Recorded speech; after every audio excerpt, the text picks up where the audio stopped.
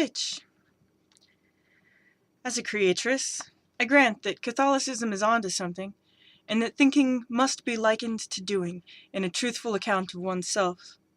On to the next generations of Irish orphans and juvenile delinquents as well, as the 30-page summary I bothered to read revealed, the hidden thoughts are unconscious commonalities and lead to casual cover-ups to keep the unseen from defining the actors publicly. But someone saw. Someone knows what they were young enough to be kept from speaking out against, but who are they? Who would bother to listen to a problem case? The perpetuators are all so cordial and diplomatic from years of attaining power and keeping it. The church and state coalesce into a child-fucking factory that no one would believe, or maybe just admit to. Who would bother the on high, from whom we get our social services and advice, who are there for you with a deal ready when you're out on your ass? Yeah, child molesters have all the class. As a destructress, I allow that pimps are on to new things, in that the master's old tools are constantly reviewed and improved. Brute force comes after a courting period now, where kids who wish they were orphans find new homes and new hobbies and meet lots of new people. And if they ever hear about how immature they are, it's only after. As the 7-page article I bothered to read revised, nothing is hidden from any John, and none of them care to share what they may or may not have bothered to ask due to a lack of interest in the kind of intimacy it takes to have an experience that's fucking worth it to be proud of, but who wouldn't be? They make enough money to bypass having to fake giving what they are not cultivating. The business working entrepreneur is just providing either a service or a living, renting out an organ like it's not attached to a body that's attached to a mind that automatically develops feelings of attachment during and after certain acts as a part of a non-negotiable biological process.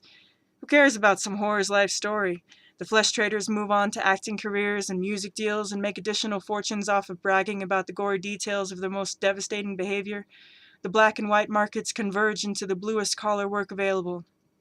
But only someone worthy of scorn would take it up. How else would they be abused so regularly when the bosses always walk away so clean? Who cares what skeletons hide behind that little bit of extra time and money he saves for himself behind the mask? Yeah, slave traders have all the class.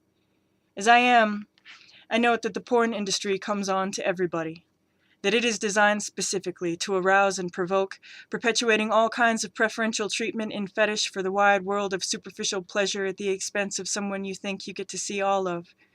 As the adult sections I bothered to read renounce, they are dirty and love it, like they would love rent and another meal. They choose to reveal a visage for the use of sexual gratification, and that's the deal. Someone's bound to see.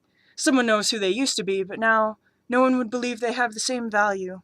It got traded in the fall from grace someone had to pay. Who cares about some slut in a money shot with that look on her face? The directors never get shot, and the customers always rightfully hiding purchases and gainfully employed. The fucker and the voyeur combine into an obscure figure lurking behind every set of eyes, disrespectfully summarizing the worth of what they don't know they don't see. Who wants to shame the user, the bystander, the buyer, the distributor, the mind that gets off by degrading? Who's only looking at pictures? Yeah, cowards have all the class.